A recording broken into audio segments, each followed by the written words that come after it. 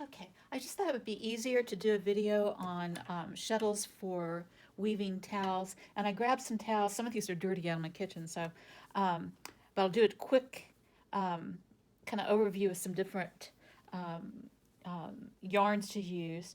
So this part of the towel is, I believe this is all 8/4 carpet warp. Um, this part was woven with some slub cotton, and the warp was cotton, the 8/4 cotton warp. This towel was done, actually was done on my 4 shaft loom, but this was, oh, I think this was like a um, 3/2 cotton.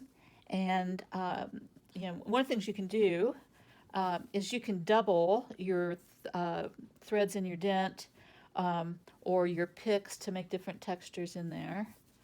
But and this one, I think you can kind of see in this where it kind of gets these diagonal marks. That's called tracking. And so some threads will do that, some won't. Some people like it, some don't. This is made with 3/2 mercerized um, uh, cotton, and this was done on the Union 12 threads per inch. Some people don't like mercerized. I like it. I love the color. I like it. It softens up as you wash it. I think it's plenty absorbent enough. Um, this is just, oh gosh, I can't think of what this is called. Um, but I think this might be um, 3/2, or it might be 8/2 that's doubled. Oh, it's called classed weft. I couldn't think of what that's called.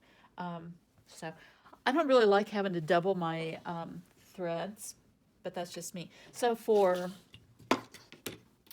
shuttles, let's see, I think these are all about 11, 12 inches. This is a plenty good size. If you don't want to spend a lot of money, these plastic um, shuttles work just fine. And I like to have more than one. Um, this has got like a 5/2 rayon in it. I've been doing something. I just found this one at a clothing store here. The last place I expected to find a shuttle, but it should be smooth. You notice that they kind of have different shapes to them. This is a Leclerc, and one thing. I started out weaving on a rigid heddle loom, and so it has a really small shed, but the Union loom has a huge shed, so you don't have to worry about the distance here. Um, I'm really fond of this one. You don't need a shuttle that's this long for weaving towels. This is, I think, 15 inches. Let's see, 15 inches. Um, but the nice thing about this is if you're weaving on a wide warp, it's less prone to fall through. This one happens to have rollers on it, and it also works really well for a widely spaced weft. So I've been using this also for um, doing some lap blankets. And on this one, I'm just using a plastic straw, or paper straws work great, but I just happen to have a bunch of plastic straws. And on this particular shuttle, sometimes the uh, little uh, plastic straw would kind of get hung up, so I put a bead in here and it makes it roll more easily. Now, as to whether you want an open bottom or a closed bottom, I can't really tell. As long as it's smooth, it's going to slide across your weft just fine. Um, I like um, shuttles that have the opening on the side where the thread comes out. Now, I have an antique shuttle that I got when I bought my last um, loom, and it doesn't have the opening. It's kind of pretty. And I thought it was kind of interesting that the shaft in here is just a twig that someone's kind of whittled down. I'm not quite sure exactly how they were using this one, but I just thought that was kind of cool. They make um, double ones, and I was really excited to have this one when I ordered it. I think this is a Swedish one too. This is a Gilmacra, um, but I haven't really been that thrilled about it. So, but they do make these that you can put um, 2 bobbins in, and I have like different bobbins here, so you can get these or you can use a straw. You know, one thing I found with the paper straws that when I cut them, they want to kind of unravel, so I just put a little piece of tape around but I like the way that works. So, you know, if you're not weaving anything really wide, you know, and these work just fine. So, and this one I think this is a Leclerc.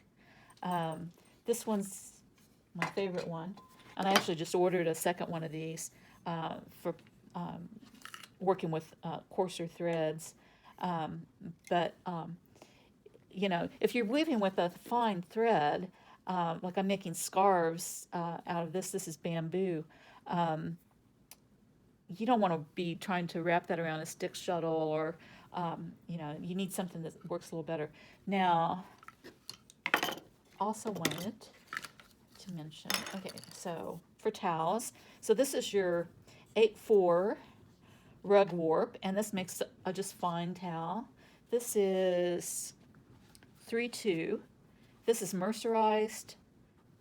Hopefully you can see.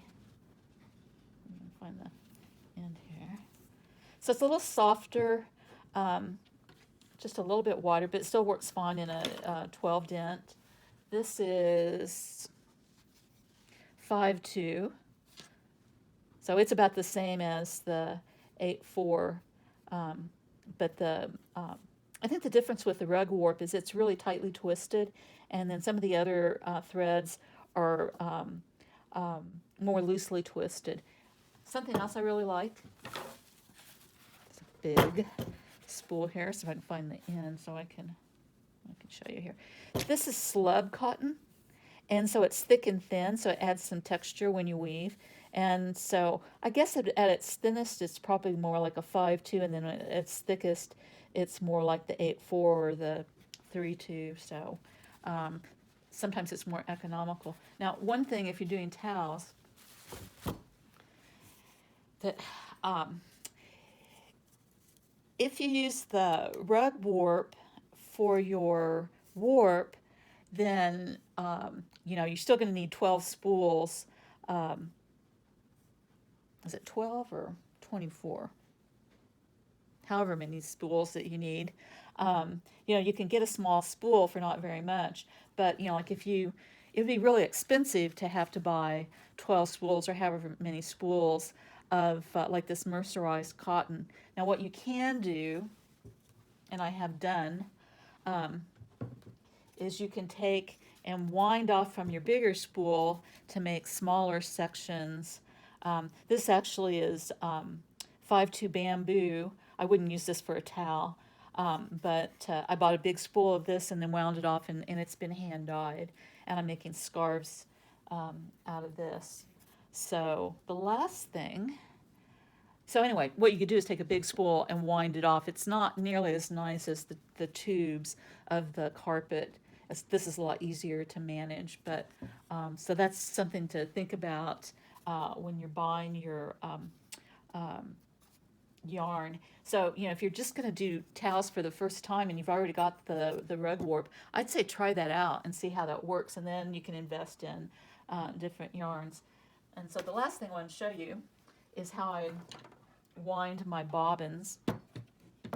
And I have a bowl to contain this, and I'm just going to put this in the bowl, and this is going to go down on the floor. And then I take whatever I want to wind on.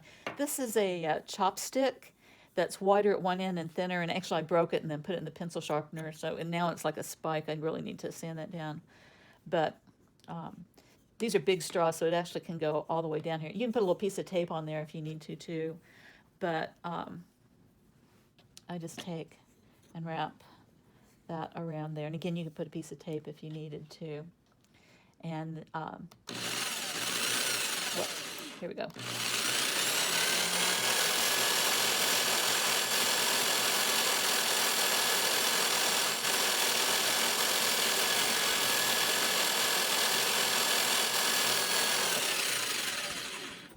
Okay, so that's all the actual winding I'm going to do.